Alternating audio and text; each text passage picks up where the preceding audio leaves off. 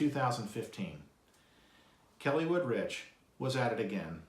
This time, a 6-year-old kindergartner in Austin, Texas, who has epilepsy, was involved.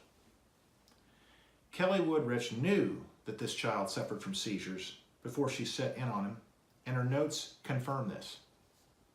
In Austin, as in El Campo, Kelle Wood Rich engaged in the same kinds of artificial trials without consulting with the kindergartner's neurologists regarding his medical condition or his prescribed medications. And she did not consult with the child's parents either. Here's a quick summary. And to protect the child's identity, we will call him Jack. Kelle Wood Rich is present in the kindergarten classroom to observe Jack's behavior. After having just met this child with a complex medical history, Kelle Wood Rich immediately diagnoses the cause of the behavioral problems that have vexed medical professionals for months.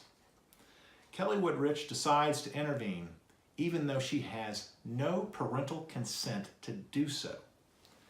She first singles out Jack by segregating him from the rest of the class. She rings several adults around him to hem him in, a human fence.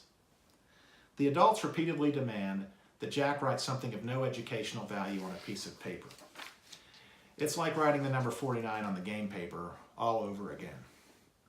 Understandably, Jack does not like being singled out and humiliated in front of his classmates, but Kelle Wood Rich's demands continue. Jack retreats under his school desk just as the child in El Campo did. He tells Kelle Wood Rich no, wanting her to leave him alone. Eventually, Jack is coaxed out from underneath that school desk, but the demands continue. It's a barrage of demands. After enduring this for quite a while, Jack runs for daylight, escaping the adults whom Kelle Wood Rich has ringed around him. Out of the classroom and down the hall toward the stairs he goes. He's trying desperately to escape. Several adults chase after this 6-year-old down the hallway of the elementary school. It's utter chaos.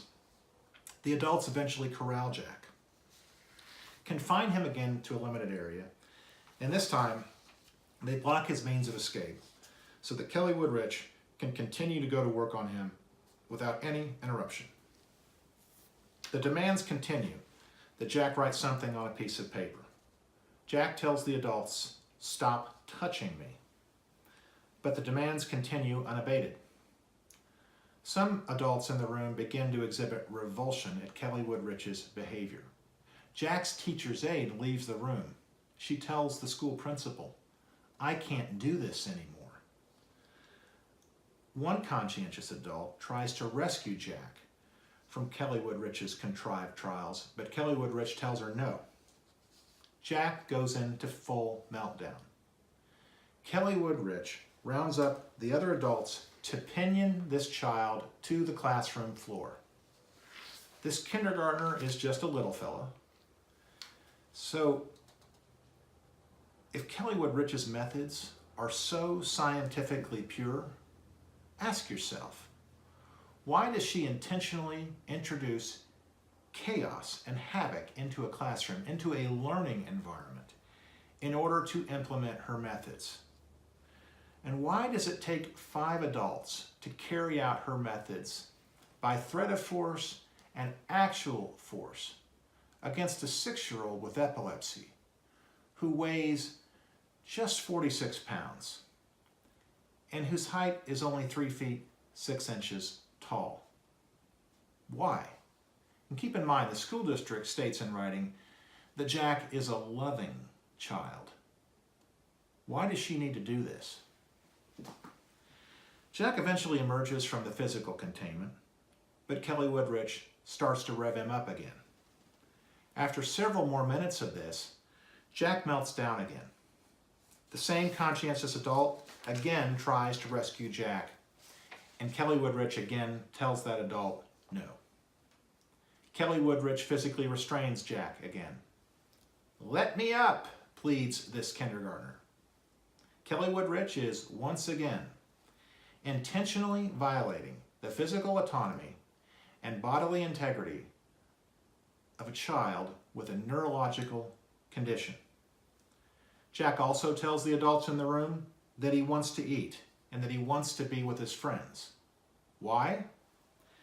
Because Kelle Wood Rich has already extended this lengthy artificial trial into the child's lunch period, and then after that, into the child's recess period.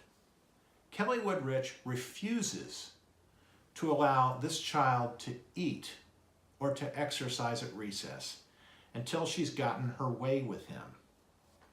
This goes on for nearly 2 hours. The chaos that she's created even gets the best of Kelle Wood Rich. She loses track of things. She can't remember if she's physically restrained Jack 2 or 3 times that day. The school principal who witnessed the event told the child's father that she would have called the police if she'd seen that father doing to his son what Kelle Wood Rich did to the child in his kindergarten classroom for nearly 2 hours. The school district admits that Kelle Wood Rich has violated the child's legally binding behavior plan, or BIP. And in retrospect, that's not surprising, because Kelle Wood Rich had not even bothered to review a copy of the BIP or obtain a copy of the BIP until she was 38 minutes into her observation of Jack. During the weeks and months that follow, this 6-year-old's seizures increase radically in frequency, intensity, and duration.